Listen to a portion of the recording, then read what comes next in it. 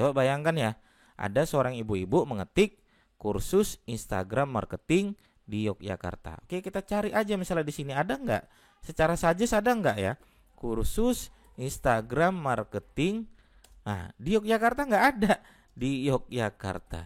Nah, tidak ada kan? Cuman ada yang mencari kan seperti itu. Halo teman-teman semua, di video kali ini saya ingin berbagi bagaimana riset kata kunci di Google yang benar itu seperti apa. Maka teman-teman tonton terus video ini, teman-teman akan ketemu jawabannya. Simak terus video berikut ini.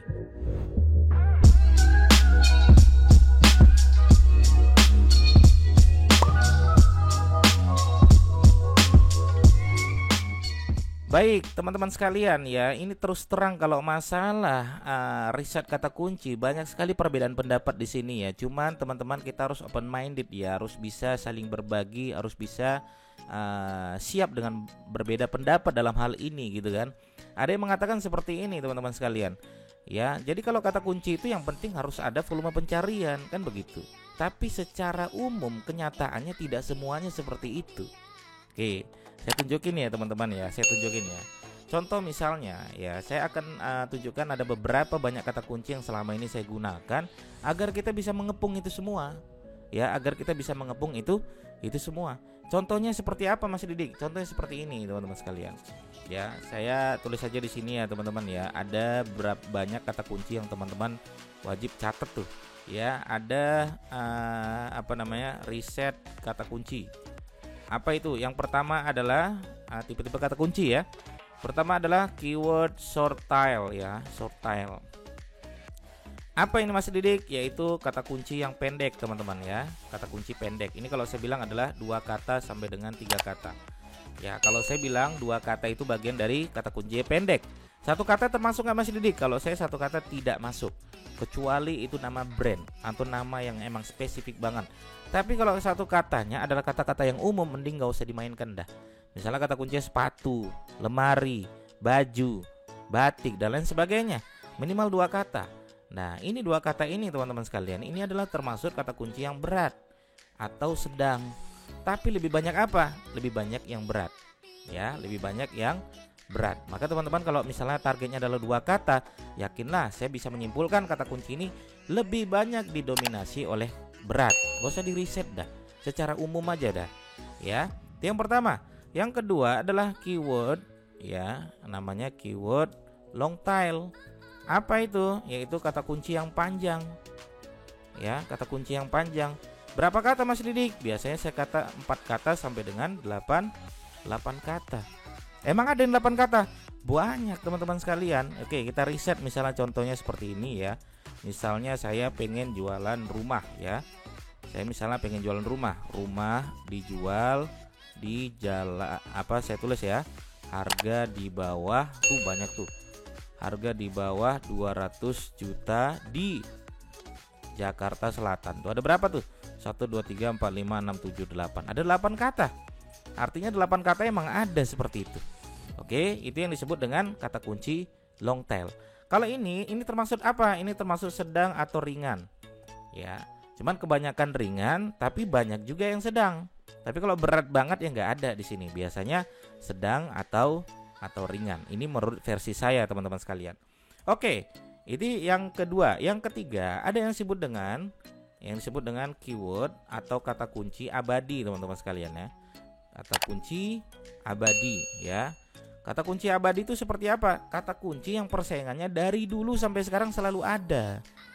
Dan itu berat Mas Didik, berat banget. Ya, contohnya apa? Contohnya adalah misalnya obat sakit kepala misalnya. Itu dari dulu ada. Contohnya apa lagi? Contohnya adalah cara membuat nasi goreng misalnya. Ya, cara membuat nasi goreng dan lain sebagainya. Nah, ini adalah bagian dari kata kunci abadi. Apakah ini berat? Tentu ini berat sekali. Maka teman-teman harus dicek lagi, apakah kata kunci ini adalah kata kunci yang short tail, apakah kata kunci yang long tail, apa jangan-jangan adalah kata kunci yang abadi, kan seperti itu. Nah, saya pengen berbagi teman-teman yang keempat ini, yaitu kata kunci ya. Nah, ini ya, kalau saya kata kunci kemungkinan terjadi ya.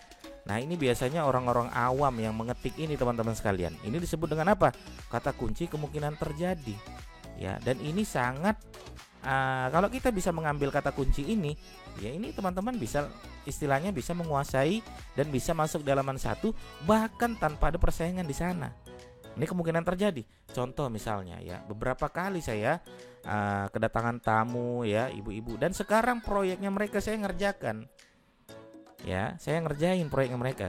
Nah, contohnya mereka mengetik apa nih? Kemarin ada ibu-ibu datang. Mas, saya pengen belajar Instagram. Oh iya Bu, silakan. Akhirnya ibu datang gitu kan, kita belajar dan kemudian ngobrol. Nah, dia punya proyek dan akhirnya proyeknya saya ngerjakan. Apa yang diketik ibu? Saya tanya, ibu ngetik apa Bu sehingga ketemu nama saya? Oh, saya ketiknya ini Mas Didik. Apa namanya? Kursus Instagram marketing di Yogyakarta. Coba bayangkan ya, ada seorang ibu-ibu mengetik kursus Instagram marketing di Yogyakarta. Oke, kita cari aja misalnya di sini ada nggak? Secara suggest ada nggak ya? Kursus Instagram marketing. Nah, di Yogyakarta nggak ada. Di Yogyakarta. Nah, tidak ada kan? Cuman ada yang mencari kan seperti itu. Nah, sehingga apa? Sehingga ini Twitter saya, Instagram saya, SEO United saya, ada semua di sini. Kenapa? Sudah saya kepung kursus privat, ya, pelatihan, pembicara, trainer, ahli, pakar, tutor, mentor, coach dan lain sebagainya. Kita ambil semua. Dan ini teman-teman sekalian, ini bisa kita ambil dan kita bisa istilahnya kepung semua kata kunci ini. Ini disebut dengan kata kunci kemungkinan terjadi. Ya, makanya teman-teman sekalian, saya biasanya kalau nanya sama orang awam, saya sering banget membuat riset kepada orang awam dan mereka selalu mengetik apa yang ada di kepala mereka. Tidak pernah mereka mengetik sesuatu ya dari apa yang mereka riset dengan Uber Suggest dan lain sebagainya, tidak. Tapi mereka mengetik apa yang ada di kepala mereka. Ya, makanya ya beberapa produk saya ya ini misalnya ada yang pancake durian Pekalongan misalnya. Ya, nah ini kita ambil kata kunci pancake durian Pekalongan nih. Ya ada ya. Ada jual pancake durian, kita pakai buying keyword ya, ada jual pancake durian Merauke ya, Merauke gitu kan. Nah, kita ambil di sini ya. Nah, ini ada yang kritik nih, Mas Didi kok menggunakan teknik seperti ini. Lah iya, nggak masalah menurut saya. Ya, ini adalah kita mengepung kata kunci yang kemungkinan terjadi. Akhirnya ada yang mengetik lagi di mana? Ya, misalnya dia mengetik di Ambon ya. Ambon. Nah, ini ya keluar lagi punya kita di Ambon. Emang ada yang beli Mas Didik? Lah, saya sering kirim ke Ambon teman-teman sekalian. Saya sering kirim juga ke Merauke. Ada juga yang mengetik Balikpapan. Ya, nih ya. Oke, nih. Ini WordPress kita nih ya, ada WordPress kita, ada Umi Pancake juga nih ya. Artinya apa? Artinya ya kita nggak boleh dong menyalahkan teknik orang lain. Kalau dia emang istilahnya adalah berhasil dan bisa, saya Balikpapan ya, teman-teman bisa lihat Facebook saya ini, hampir setiap pagi saya ngirim ke Balikpapan teman-teman sekalian. Saya tanya dong sama orang yang pesan ke Balikpapan nih teman-teman. Ibu tahu nomor saya dari mana? Ibu tahu nomor Umi Pancake dari mana? Dari Google Mas Didik. Kami ngetik tuh jual pancake durian di Balikpapan, ketemu Mas Didik. Akhirnya kami cari lagi di kota-kota lain, ketemunya Umi Pancake lagi gitu kan. Sehingga apa? Sehingga ya mereka order. Nah, ingat teman-teman, kalau mereka order kasihlah yang terbaik. Biar supaya apa? Biar supaya terjadi repeat order. Ya, sebenarnya masih banyak lagi teman-teman. Ada 4 ya yang bisa saya sampaikan, yang teman-teman nanti bisa ambil nih kata kunci yang kemungkinan terjadi. Ini bisa teman-teman riset secara offline. Ya, jadi kalau misalnya makanya saya kalau diundang orang gitu kan, kayak kemarin saya diundang satu panggung sama Bu Risma, saya tanya dong sama panitianya, Mbak ngetik apa di Google? Ketemu saya, oh saya ngetik ini Mas Didik, pembicara ekonomi. Dia bilang seperti itu. Ya, nah akhirnya ketemu nama saya tuh, pembicara ekonomi kan begitu. Ya, pembicara ekonomi. Akhirnya mereka nelpon tuh. Saya tanya, Mbak baca nggak artikel saya? Enggak Mas Didik. Nah itu pentingnya kita meletakkan nomor HP di depan. Kenapa? Karena ya orang malas baca. Pada dasarnya orang malas membaca. Makanya orang langsung nelpon, udah langsung tanya Instagram saya apa. Akhirnya mereka lihat foto-foto Instagram saya, ya, kemudian lihat CV saya, ya, kemudian lihat YouTube saya kalau ada. Akhirnya mereka memutuskan untuk mengundang saya satu panggung dengan Bu Risma. Oke, begitu teman-teman ya. Mudah-mudahan teman-teman bisa mengambil pelajaran di sini bahwasanya kita tidak serta-merta harus menggunakan kata kunci ini saja.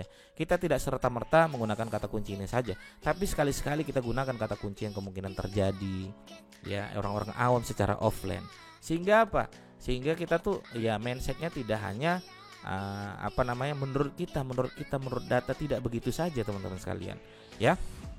Ya. Contoh misalnya ya, ini soalnya saya terus terang ya teman-teman sekalian.